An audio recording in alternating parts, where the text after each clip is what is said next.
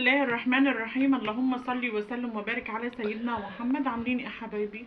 يلا كده نسمي الله ونصلي على الرسول ونبدأ الفيديو ده مع بعض. وهو ان احنا النهارده عملنا كده مكرونه جميله الحمرا ديت، وعملنا معاها بطاطس كده محمره. فقلت اعمل معاكم تحدي انا لوحدي، وحابه اقول كلمتين كده لحبايبي اخواتنا السوريين واخواتنا التركيين اللي عندهم الزلزال. بعزيهم وبصبرهم واقول لهم ربنا يصبركم يا رب، ويلهمكم الصبر، ويعوض كل واحد فقد اهله، وكل واحد فقد حبيب ليه. ربنا يعوضكم يا رب. انا قلبي حزين جدا جدا عشانكم، وبعزي كل اخواتنا، كل اخت فقدت عيلتها وفقدت اولادها وفقدت جوزها وفقدت اعز ما لها، واللي لها اختها واللي لها بنت عمها، وكل ده انا قلبي حزين جدا جدا جدا عشانهم. انا بالله ببكي كل يوم عشان خاطرهم، كل يوم زعلانه عشانهم جدا جدا، وزعلانه على اللي حصل لهم، بس قدر الله ما شاء فعل. واحنا طبعا ملناش حاجه في نفسنا، احنا ملك ربنا طبعا، وما نقدرش ان احنا نعمل اي شيء، لان ربنا اختارهم يكونوا في الجنه. ربنا اختارهم الجماعة اللي ماتوا في الزلزال، كل حبايب اللي ماتوا من الزلزال ربنا اختارهم ان هم يكونوا في الجنة.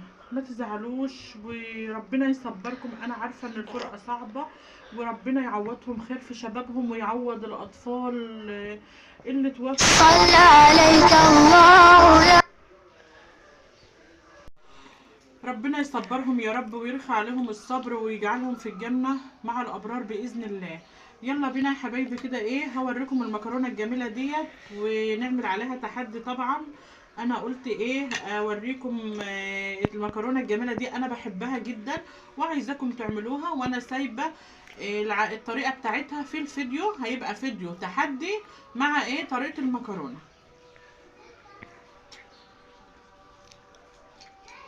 تعالوا بقى اتعشوا معانا. المكرونه دي شوفي بالمرقه بس متحمره، بس طعمها جميل جدا وهتعجبك باذن الله. جربيها. حتى بصي انا لا حاطه طماطم ولا حاطه فلفل ولا حاطه جزر ولا حاطه اي حاجه، هي متحمره بس بالسمنه والمرقه وبس، طعمها خرافه.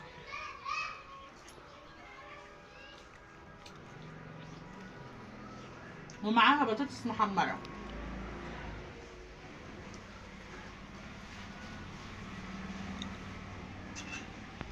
لو حابه تاكلها بالشيبسي كليها، بتبقى جميله برضه.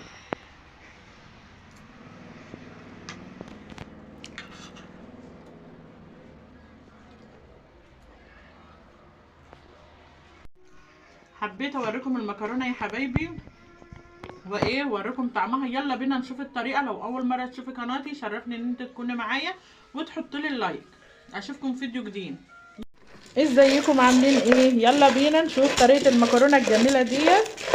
انا بحبها كده بالطريقه دي وهتعجبكم باذن الله.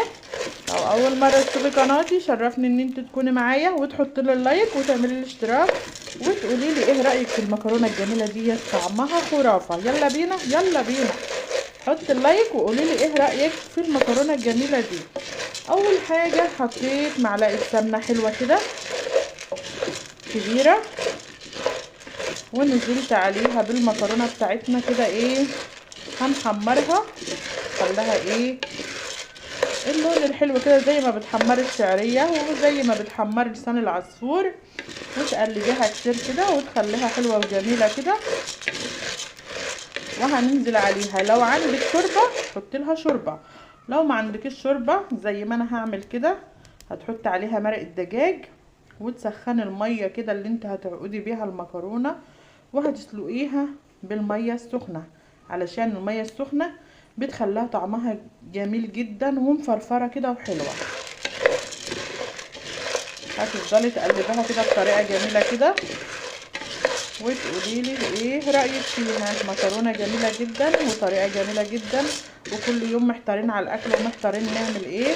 وهنحمر جنبها كده بقى شويه بطاطس حلوين كده ونعدي يومنا النهارده. طبعا دي اكله خفيفه كده وبسيطه.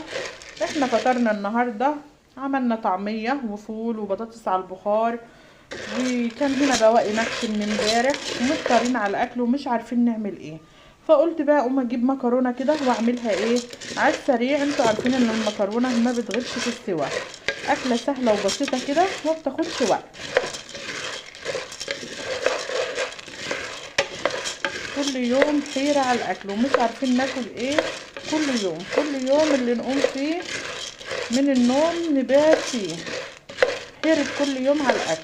اكيد انتوا كمان زي كده، واولادكم كمان مغلبينكم زي ما انا متغلبه مع اولادي، وعايزين كل يوم حاجه مختلفه في الاكل.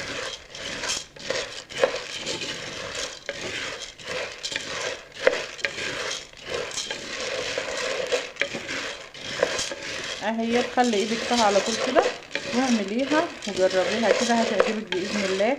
او حابه تضيفيلها طماطم ضيفيلها، حابه تضيفيلها فلفل ضيفيلها، اي حاجه انت بتحبها عليها ضيفيها. كل واحد حسب ما بيحب وحسب ايه اولاده ما بياكل. لو اول مره تشوفي قناتي شرفني ان انت تكوني معايا فيها، بتحطي لي اللايك كده وتكتبي لي كومنت جميل زي كده وتقولي لي ايه رايك في المكرونه وجربوها.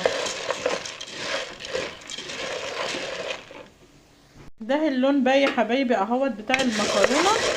هنزل عليه دلوقتي بالميه السخنه، انا حاطه ميه سخنه على البوتاجاز تسخن، وهنزل عليه بالمرق او بالملح وبالتوابل ونشوفها مع بعض. كده حبايبي نزلت اهوت بالميه بتاعتنا المغليه والملح والمرقه والتوابل بتاعتنا، وهسيبها تستوي ونشوفها مع بعض في اخر الفيديو. شفتوا المكرونه وجمالها؟ شوفوا مفرفره اهيت وجميله وطعمها تحفه. طريقتنا جميله جدا وناجحه جدا، لو حابه تعمليها في العزايم اعمليها، لو حابه تعمليها لاولادك اعمليها، هتعجبك باذن الله وهتدعي لي. يلا بينا ناكل كده مع بعض.